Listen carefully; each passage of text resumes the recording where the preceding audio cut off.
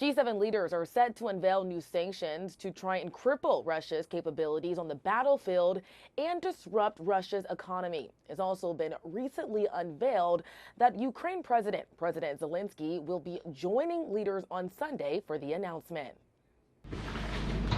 As the war between Russia and Ukraine rages on, leaders of the world's top democracies are kicking off their annual G7 summit in Japan.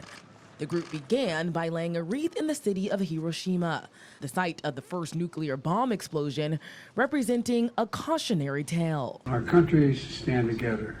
We stand stronger.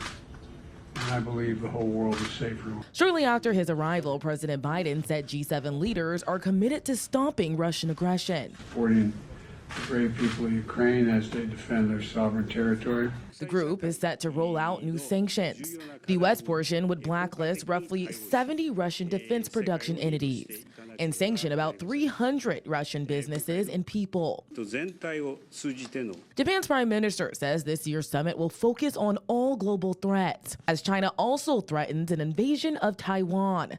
Back in Washington, Republicans like Ohio Senator J.D. Vance say the president and allies must send a stern message. America is going to work with its allies to become more economically self-sufficient and to counter the tide of a rising China. The Biden administration insists Russia will not be the only focal point for this weekend's meeting.